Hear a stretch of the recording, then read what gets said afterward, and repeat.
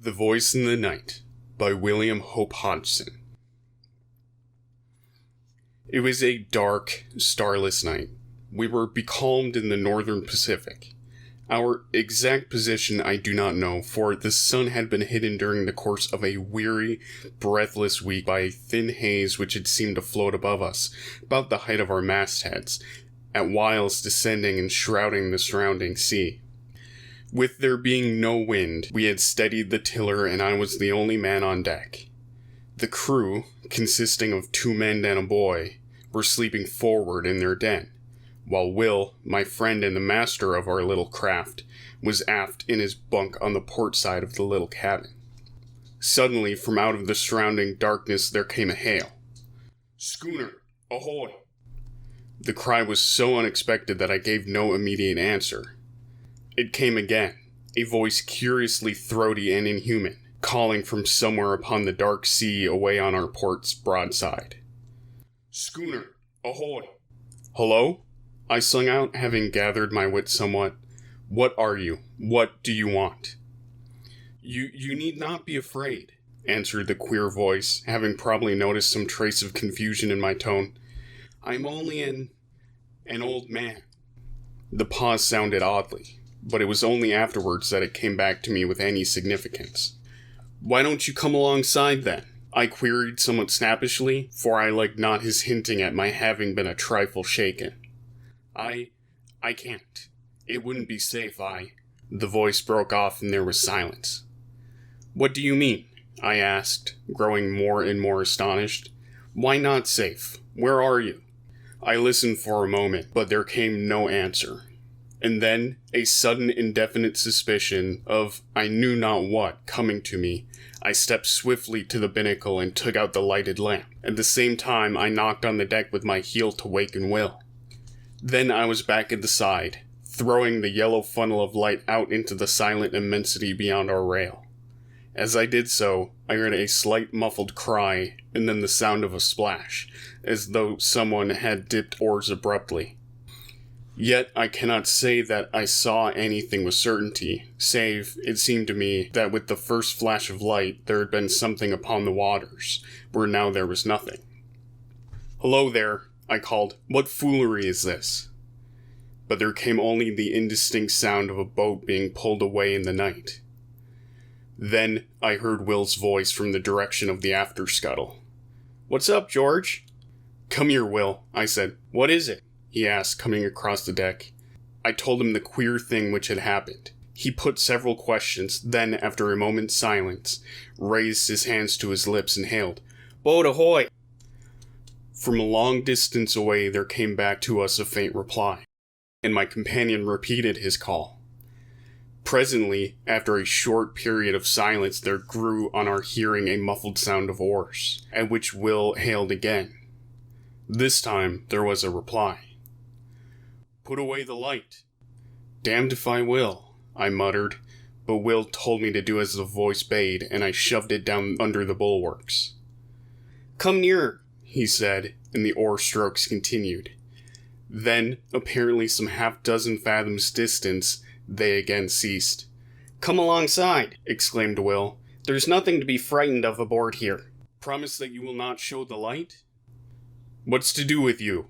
I burst out, "that you're so infernally afraid of the light?" "Because," began the voice, and stopped short. "Because what?" I asked quickly. Will put his hand on my shoulder. "Shut up a minute, old man," he said in a low voice. "Let me tackle him." He leant more over the rail. "See here, mister," he said. "This is a pretty queer business, you coming up on us like this, right out in the middle of the blessed Pacific. How are we to know what sort of hanky-panky trick you're up to? You say there's only one of you. How are we to know unless we get a squint at you, eh? What's your objection to the light anyway?" As he finished, I heard the noise of the oars again, and then the voice came, but now from a greater distance and sounding extremely hopeless and pathetic. "I'm sorry. I would not have troubled you, only I'm hungry, and so is she." The voice died away, and the sound of the oars dipping irregularly was borne to us. "Stop," sung out Will. "I do not want to drive you away. Come back. We'll keep the light hidden if you don't like it." He turned to me. It's a damn queer rig, this, but I think there's nothing to be afraid of. There was a question in his tone, and I replied, No, I think the poor devil's been wrecked around here and gone crazy. The sound of the oars drew nearer. Shove that lamp back in the binnacle, said Will. Then he leaned over the rail and listened. I replaced the lamp and came back to his side. The dipping of the oars ceased some dozen yards distant. Won't you come alongside now? Asked Will in an even voice. I've had the lamp put back in the binnacle. I cannot, replied the voice. I dare not come nearer. I dare not even pay you for the provisions. That's all right, said Will, and hesitated. You're welcome to as much grub as you can take. Again, he hesitated. You are very good, exclaimed the voice. May God, who understands everything, reward you. It broke off huskily. The lady? Said Will abruptly. Is she? I've left her behind upon the island, came the voice. What island? I cut in. I know not its name, returned the voice. I would to God. It began and checked itself as suddenly. Could we not send a boat for her? Asked Will at this point.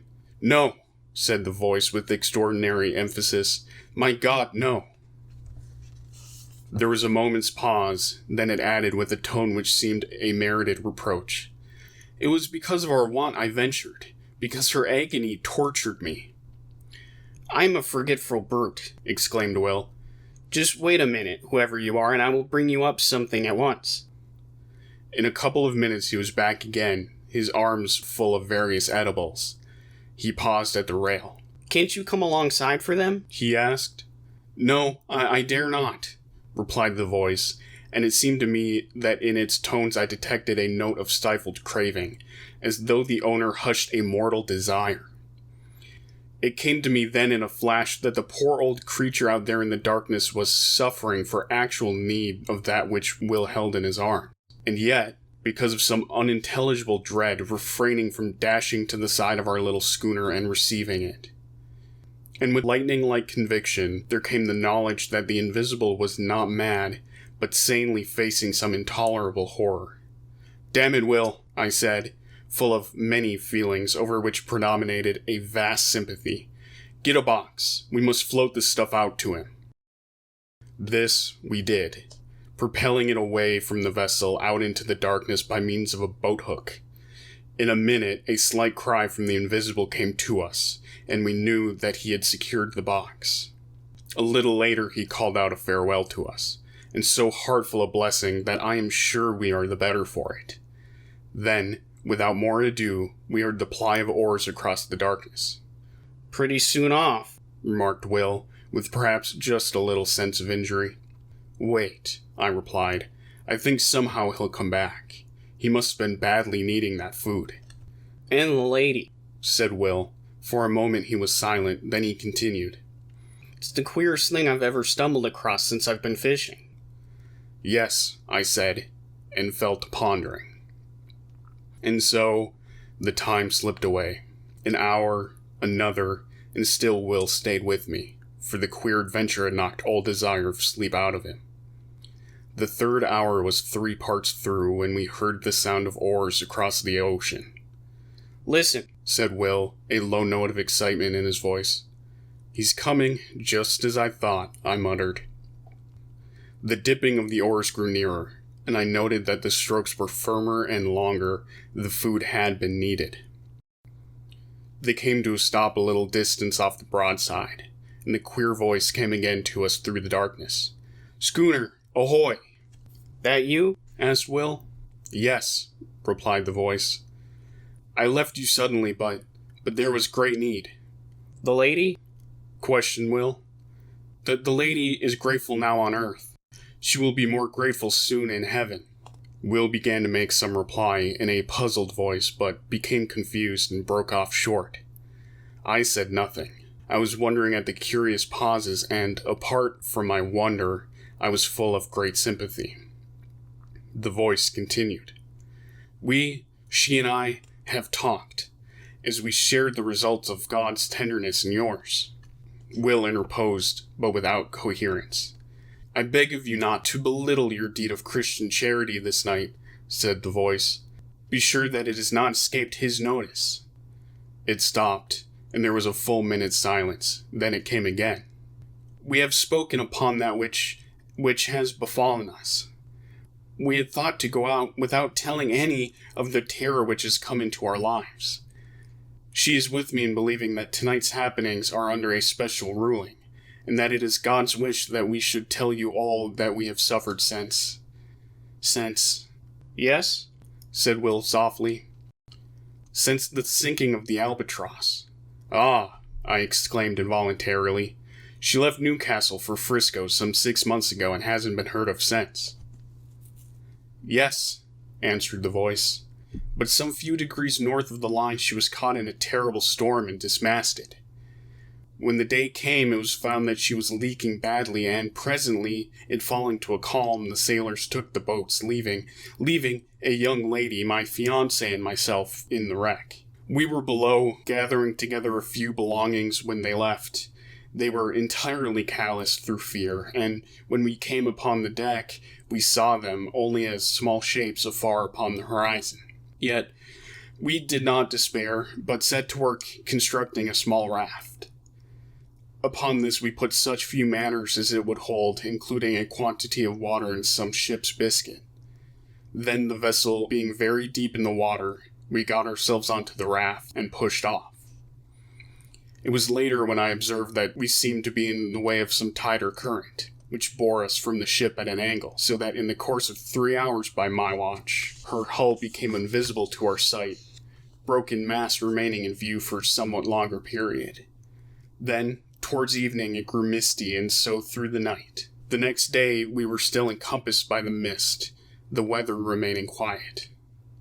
For 4 days, we drifted through this strange haze until, on the evening of the 4th day, there grew upon our ears the murmur of breakers at a distance. Gradually it became plainer, and somewhat after midnight it appeared to sound upon either hand at no very great space. The raft was raised upon a swell several times, and then we were in smooth water. The noise of the breakers was behind. When the morning came, we found that we were in a sort of great lagoon, but of this we noticed little at the time, for close before us, through the enshrouding mist, loomed the hull of a large sailing vessel. With one accord we fell on our knees and thanked God, for we thought here was an end to our perils. We had much to learn. The raft drew near to the ship, and we shouted on them to take us aboard, but none answered. Presently the raft touched against the side of the vessel, and seeing a rope hanging downwards, I seized it and began to climb. Yet I had much ado to make my way up, because of a kind of grey, lichenous fungus which had seized upon the rope, and which blotched the side of the ship lividly. I reached the rail and clambered over it onto the deck.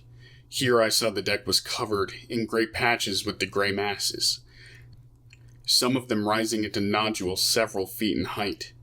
But at the time, I thought less of this matter than the possibility of there being people aboard the ship.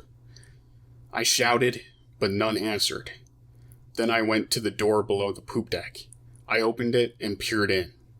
There was a great smell of staleness, so that I knew in a moment that nothing living was within, and with the knowledge I shut the door quickly, for I suddenly felt very lonely.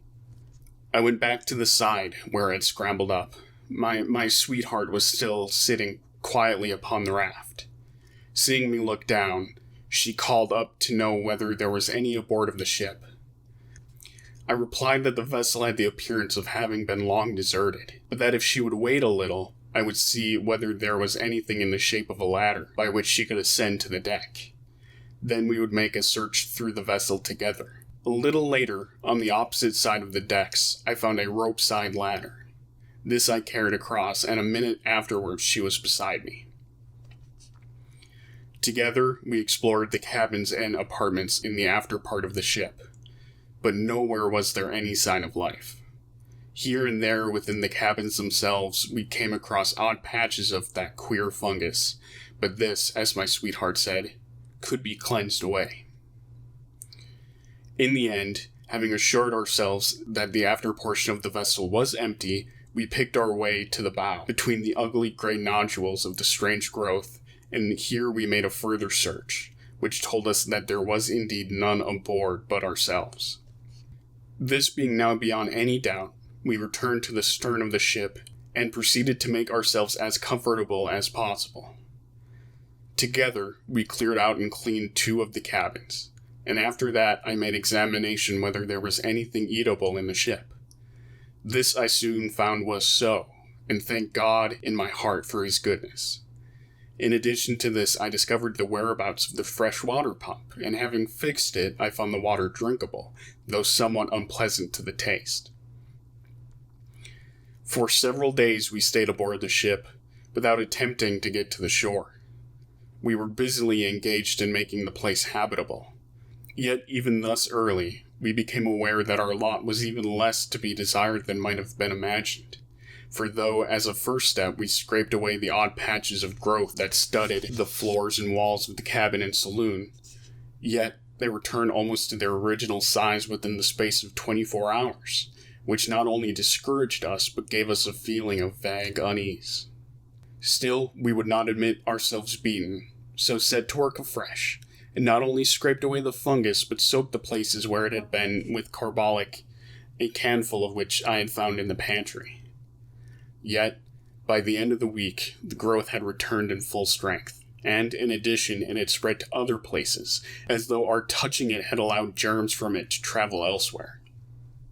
On the 7th morning, my sweetheart woke to find a small patch of it growing on her pillow, close to her face. At that, she came to me, so soon as she could get her garments upon her. I was in the galley at the time, lighting the fire for breakfast. "Come here, John," she said, and led me aft. When I saw the thing upon her pillow, I shuddered. And then and there we agreed to go right out of the ship, and see whether we could not fare to make ourselves more comfortable ashore. Hurriedly, we gathered together a few belongings, and even among these I found that the fungus had been at work, for one of her shawls had a little lump of it growing near one edge. I threw the whole thing over the side, without saying anything to her. The raft was still alongside, but it was too clumsy to guide, and I lowered down a small boat that hung across the stern, and in this we made our way to shore. Yet as we drew near to it, I became gradually aware that here the vile fungus, which had driven us from the ship, was growing riot. In places it rose into horrible, fantastic mounds which seemed almost to quiver, as with a quiet life when the wind blew across them. Here and there it took on forms of vast fingers, and in others it just spread out flat and smooth and treacherous. Odd places it appeared as grotesque stunted trees seeming extraordinarily kinked and gnarled, the whole quaking vilely at times. At first, it seemed to us that there was no single portion of the surrounding shore which was not hidden beneath the masses of hideous lichen. Yet, in this I found we were mistaken. For somewhat later, coasting along the shore at a little distance, we descried a smooth white patch of what appeared to be fine sand, and there we landed. It was not sand. What it was I do not know. All that I have observed is that upon it the fungus will not grow, while everywhere else, save where the sand-like earth wanders oddly, pathwise amid the grey desolation of the lichen, there is nothing but that lonesome greyness. It is difficult to make you understand how cheered we were to find one place that was absolutely free from the growth. In here, we deposited our belongings. Then we went back to the ship for such things as it seemed to us we should need. Among other matters, I managed to bring ashore with me one of the ship's sails, which I constructed 2 small tents, which, though exceedingly rough-shaped, served the purpose for which they were intended.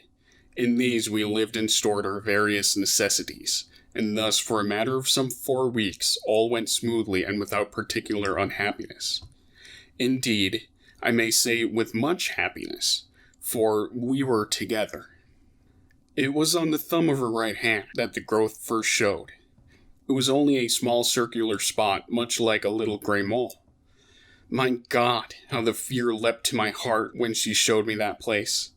We cleansed it between us, washing it with carbolic and water. In the morning of the following day she showed her hand to me again. The gray warty thing had returned. For a little while, we looked at one another in silence. Still wordless, we started again to remove it. In the midst of the operation, she spoke suddenly. "What's that on your face, dear?" Her voice was sharp with anxiety. I put my hand up to feel. "There, under the hair by your ear. A little to the front a bit." My fingers rested upon the place, and then I knew. "Let us get your thumb done first," I said, and she submitted, only because she was afraid to touch me until it was cleansed. I finished washing and disinfecting her thumb, and then she turned to my face. After it was finished, we sat together and talked a while of many things, for there had come into our lives sudden, very terrible thoughts.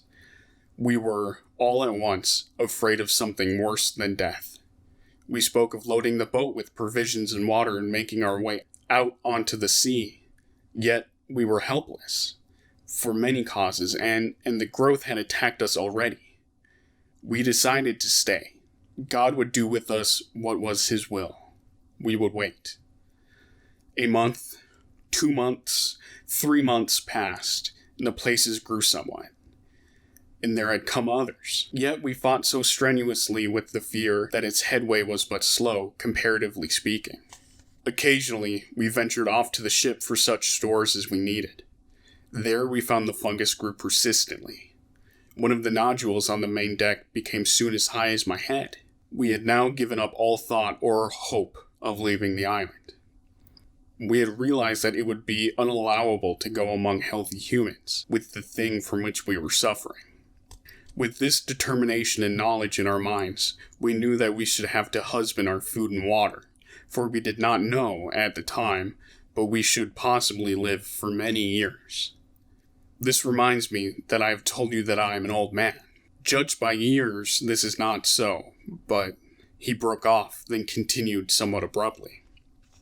As I was saying, we knew that we should have to use care in the matter of food, but we had no idea then how little food there was left, of which to take care.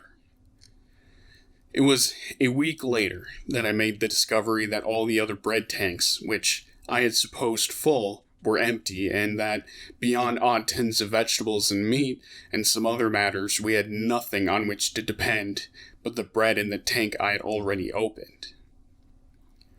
After learning this, I bestirred myself to do what I could, and set to work at fishing in the lagoon, but with no success. At this, I was somewhat inclined to feel desperate, until the thought came to me to try outside the lagoon in the open sea. Here, at times, I caught odd fish, but so infrequently that they proved but little help in keeping us from the hunger which threatened. It seemed to me that our deaths were likely to come by hunger, and not by the growth of the thing which had seized upon our bodies. We were in this state of mind when the 4th month wore out. Then I made a very horrible discovery. One morning, a little before midday, I came off from the ship with a portion of the biscuit which were left. In the mouth of her tent, I saw my sweetheart sitting, eating something. "What is it, my dear?" I called out as I leapt ashore. Yet, on hearing my voice, she seemed confused, and turning slyly threw something towards the edge of the clearing. It fell short, and a vague suspicion having arisen within me, I walked across and picked it up. It was a piece of the gray fungus. As I went to her, with it in my hand, she turned deadly pale, and then a rose red. I felt strangely dazed and frightened. My dear, I said. I could say no more. Yet at my words she broke down and cried bitterly. Gradually, as she calmed, I got from her the news that she had tried it the preceding day and liked it. I got her to promise on her knees to not touch it again, however great our hunger. After she had promised, she told me that the desire for it had come suddenly, and that until the moment of desire she had experienced nothing towards it but the most extreme repulsion. Later in the day, feeling strangely restless and much shaken with the thing which I discovered, I made my way along one of the twisted paths formed by the white sand-like substance which led among the fungoid growth. I had once before ventured along there, but not to any great distance. This time, being involved in perplexing thought, I went much further than hitherto. Suddenly, I was called to myself by a queer hoarse sound on my left. Turning quickly, I saw that there was movement among the extraordinarily shaped mass of fungus close to my elbow. It was swaying uneasily, as though it possessed a life of its own. Abruptly, as I stared, the thought came to me that the thing had a grotesque resemblance to the figure of a distorted human creature. Even as the fancy flashed into my brain, there was a slight, sickening noise of tearing, and I saw that one of the branch-like arms was detaching itself from the surrounding gray masses and coming towards me. The head of the thing, a shapeless gray ball, inclined in my direction. I stood stupidly, and the vile arm brushed across my face. I gave out a frightened cry and ran back a few paces. There was a sweetish taste upon my lips where the thing had touched me. I licked them and was immediately filled with an inhuman desire. I turned and seized a mass of the fungus, then more and more. I was insatiable. In the midst of devouring, the remembrance of the morning's discovery swept into my mazed brain. It was sent by God. I dashed the fragment I held to the ground. Then, utterly wretched and feeling a dreadful guiltiness, I made my way back to the little encampment. I think she knew, by some marvelous intuition which love must have given, so soon as she set eyes on me. Her quiet sympathy made it easier for me, and I told her of my sudden weakness, yet omitted to mention the extraordinary thing which had gone before. I desired to spare her all unnecessary terror. But, for myself, I had added an intolerable knowledge, to breed an incessant terror in my brain. For I doubted not but that I had seen the end of one of those men who had come on the island in the ship in the lagoon, and in that monstrous ending, I had seen our own. Thereafter we kept from the abominable food, though the desire for it had entered into our blood. Yet our drear punishment was upon us, for day by day, with monstrous rapidity, the fungoid growth took hold of our poor bodies. Nothing we could do would check it materially, and so we who had been human became, well, it matters less each day. Only we were man and maid. And day by day, the fight is more dreadful, to withstand the hunger lust for the terrible lichen. A week ago we ate the last of the biscuit, and since that time I have caught 3 fish. I was out here fishing tonight when your schooner drifted upon me out of the mist. I hailed you. You know the rest. And may God, out of his great heart, bless you for your goodness to a couple of outcast souls. There was the dip of an oar. Another. Then the voice came again, and for the last time, sounding through the slight surrounding mist, ghostly and mournful. God bless you. Goodbye. Goodbye, we shouted together, hoarsely, our hearts full of many emotions. I glanced about me. I became aware that the dawn was upon us. The sun flung a stray beam across the hidden sea, pierced the mist dully, and lit up the receding boat with a gloomy fire. Indistinctly, I saw something nodding between the oars. I thought of a sponge, a great, gray, nodding sponge. The oars continued to ply. They were gray, as was the boat. And my eyes searched a moment vainly for the conjunction of hand and oar. My gaze flashed back to the head. It nodded forward as the oars went backward for the stroke. Then the oars were dipped. The boat shot out of the patch of light, and the thing went nodding into the mist.